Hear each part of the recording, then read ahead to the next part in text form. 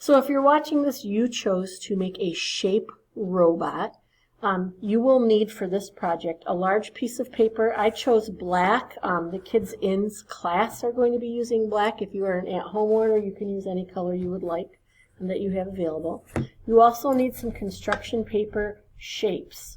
I have triangles, circles, small triangles, rectangles, small and long and short and fat rectangles, large rectangles, squares, semicircles, all kinds of things that you will need to build your shape robot. You also will need a pair of scissors and you will need a glue stick. So let's get started. I'm going to start building my shape robot. And before I glue anything, I like to just try to make sure that I have this shape robot exactly how I want it, because I can move things around to give it different looks. So I'm going to start with that large rectangle for its body. I think I'm going to give that for a head. And I'm going to fix this brightness just a little bit so you can see the color better. There we go. And then, ooh, I could put this circle inside of the head. So you can see right now, I'm really just finding shapes that I already have and laying them down. That would be a really good leg. I'm, again, not gluing them, I'm laying them out. And I'm not cutting them, however, you will have an option to cut as we move along. For instance, I really like that color for an arm, but I don't like how wide it is.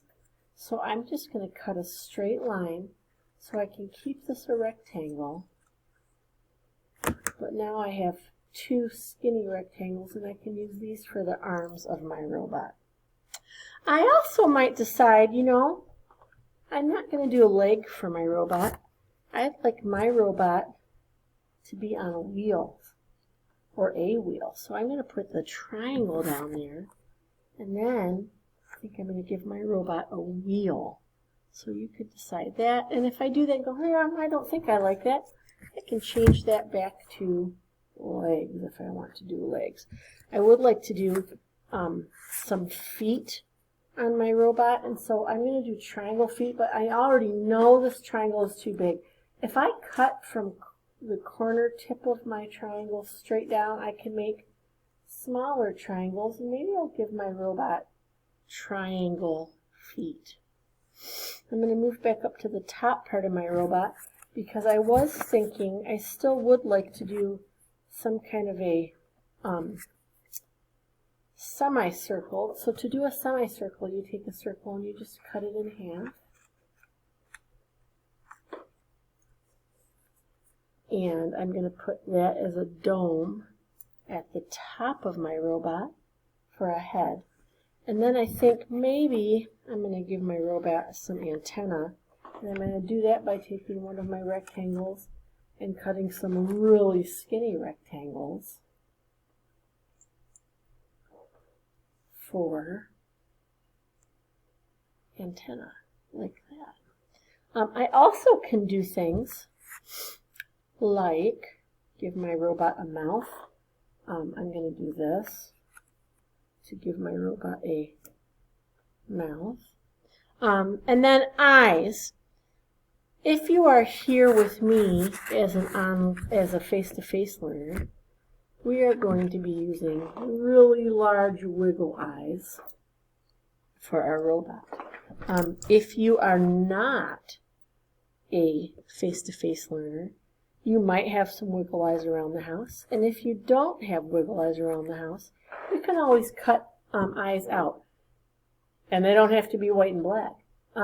If you want to cut a circle, I'm going to cut a circle anyway because I want to make a green start or a go button. If you take a square, all you have to do to make a square into a circle is to cut off the corners because circles don't have corners. So I have the square and I'm turning my paper and I'm cutting off each corner as I turn my paper. There's 3, and that looks like a teardrop. There's 4. Now it looks like a circle. And there's my on button. So let's say I want to do an off button. I'm going to try to find another square here. So this is an orange square. So again, watch, I'm going to cut the corner, and I'm turning my paper as I cut the corner off. Turning my paper as I cut the corner off. Turning my paper as I cut the corner off. Turning my paper as I cut the corner off. There we go. So, I'm going to stop here for a minute because I think I'm ready to start gluing some of the things down. To glue it down, I'm going to remove some of these pieces. Set my wiggle eyes aside here. I'm going to start gluing, and then I'm going to pause my video, and when I come back, you're going to see my robot nearly finished. So I've been gluing down my shape robot, and as I've been gluing, I have been making some changes. Like, I've kind of decided that that's a little too long for me. I want to shorten that up, so I'm just going to really make a shortcut. I'm going to put those pieces back in my scrap pile, my shape pile, because someone else might be able to use those. I'll put that right there. And here's another leg I'm going to cut. Put that right there. Depending on the kind of glue stick you have, my glue stick, I really need to put a lot of glue on these and then rub these down really well to get them to stick. Now, if you want to do smaller details on your shape robot, you can do that using scraps of paper or pieces that you've already cut. I'm going to, this is kind of fun, I'm going to take this square and I'm going to cut another circle shape. And your circles might not be perfect circles as you cut those corners off because we're just learning how to cut circles. Circles are hard to cut, and that's okay. I'm going to cut a circle out of this and make it look like a crescent and use that for one of my robot's hands. Boy, my chair is very squeaky today. I don't know if you can hear that on the recording or not, but it's being a very squeaky chair today.